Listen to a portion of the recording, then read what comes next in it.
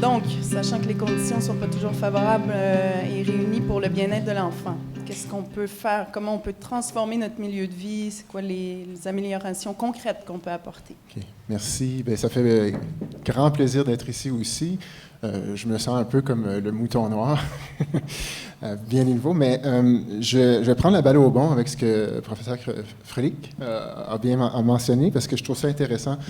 Pour vous situer, la Fondation David Suzuki, notre mission, si vous n'êtes pas familier avec ce que l'on fait, c'est d'inviter les gens à renouer avec la nature, puis on le fait par le biais de la communication puis de la science. Donc, notre fondateur, David Suzuki, que vous connaissez sans doute, c'est un grand vulgarisateur scientifique, et donc c'est ce qu'on essaie de faire. Au niveau, évidemment, on n'a pas une enfance particulière, malheureusement, sur les enfants. On vise tout l'ensemble des citoyens au Québec et au Canada, bien entendu.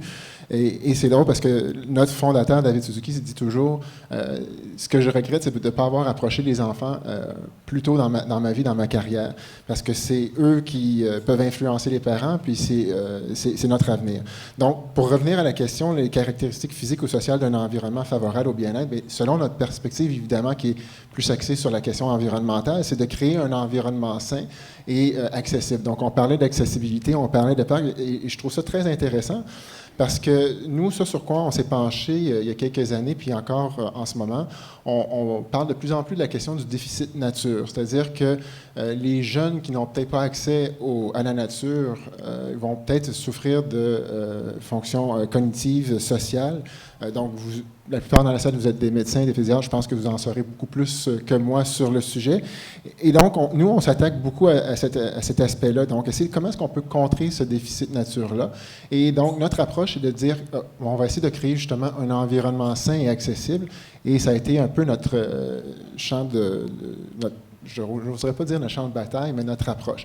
Et j'écoutais Dr. Froelich par rapport à la question de la peur, et je trouve ça très intéressant parce que ce qu'on se rend compte de plus en plus aussi, c'est que les jeunes ont de moins en moins accès à la nature. En fait, dans les grands centres, près de 80% des Canadiennes et Canadiennes vivent dans les grandes villes de nos jours, et donc non plus en milieux ruraux. Et ça fait en sorte qu'on a un phénomène d'étalement urbain, bien entendu. On perd nos espaces naturels et on perd cette accessibilité-là. Et lorsqu'on pense avoir accès à la nature, mais de plus en plus, avec des sondages, bon, c'est peut-être pas aussi robuste statistiquement lorsqu'on fait des sondages, mais ce qu'on rapporte, c'est que les parents n'ont pas seulement, ont peur justement de laisser les enfants aller dans la nature parce qu'ils ont peur de toucher, de se mettre les mains dans le sol, de toucher des différents animaux, insectes ou autres. Donc, je trouvais ça intéressant, le point de Dr. Froelich par rapport à la question de la peur. Donc, évidemment, comment est-ce qu'on peut faire pour améliorer l'accès à ces milieux naturels-là? Bien, c'est de vulgariser ou d'émettre, comment dire, d'enlever cette barrière-là entre nous et la nature, de faire comprendre qu'on fait partie d'un seul et même environnement. Et nous, on travaille beaucoup avec les différentes instances gouvernementales, que ce soit municipales, provinciales ou fédérales, pour justement essayer d'améliorer cet accès-là à la nature. On travaille aussi avec d'autres intervenants. Un de nos disons, plus grands intervenants au niveau médical qui va peut-être plus résonner auprès de vous, c'est le docteur François Reeves, qui est cardiologue d'intervention, puis qui a aussi rédigé le livre Planète Cœur il y a quelques années pour nous parler justement de la question des maladies cardiovasculaires par rapport à la perte de milieu naturel. Et ça, c'est intéressant parce que lorsqu'on amène, nous, cette perspective-là à nos citoyens ou ceux qui nous suivent, c'est un angle qui les touche beaucoup. Alors, Dr. François Reeves a fait beaucoup de travail à ce niveau-là qui est intéressant. Je regarde mes notes pour être sûr de ne pas oublier quelque chose d'autre avant de passer la parole.